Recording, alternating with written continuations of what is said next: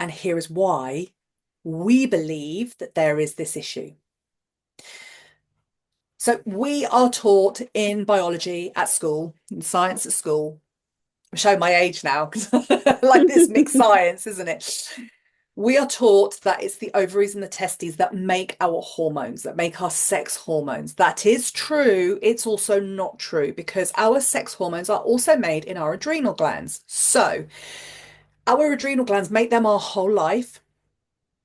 Once we go through puberty, but they continue to make them even if we're peri to postmenopausal. So it's about 30% of our hormones are made by our adrenals. I say about because I've tried to get the exact number. Wikipedia says 35%, but I've heard all sorts of numbers like 70% and 2%. But either way, 35% is a lot. And not having 35% of anything that's an important hormone, that's the problem. So in our adrenal glands, we make a variety of hormones, but the ones we want to focus on, so adrenaline and noradrenaline are the stress response. We've talked about that. Aldosterone, also an important one, because women with hormone imbalances often have high blood pressure and fluid retention, and aldosterone's job is to regulate blood pressure and to keep fluid retention under control. So it's really important because often the clients that I'm working with are on blood pressure medication, but they've had their hearts checked and their hearts are fine.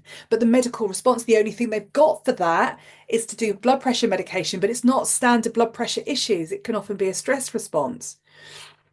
But the other bit that's important is the adrenal glands use cholesterol, sorry. The adrenal glands use cholesterol. Cholesterol is fat, and that this is, we're starting to see that one of the reasons why women going through the peri to postmenopause transition now in the 2020s are the women who grew up as girls with the low fat diet. And so our bodies were starved of fat and our bodies couldn't make our hormones. So it's really important. So why we talk about diets being so key. So cholesterol, our bodies use cholesterol to make our sex hormones. So cholesterol makes a hormone called pregnenolone.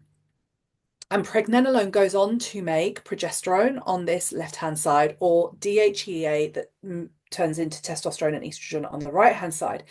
And so this diagram is called the pregnenolone steel because I don't really know why they called it pregnenolone steel, but anyway, it's not Mm. ours.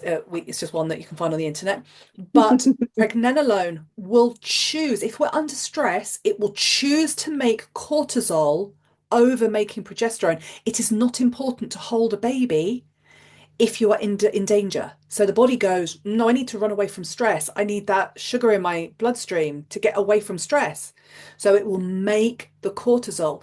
So going back to this point that I held on to, we are seeing this epidemic level of young women. I've got 14, 15-year-olds in my clinic where they have not got enough progesterone. And we truly believe it is because of the deep level of stress from all of those stresses we talked to you about earlier that has put the body into a place where it is prioritizing making cortisol over making progesterone.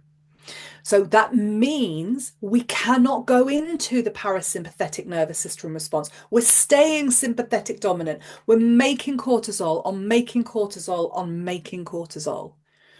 This is actually what is often behind hormone imbalances.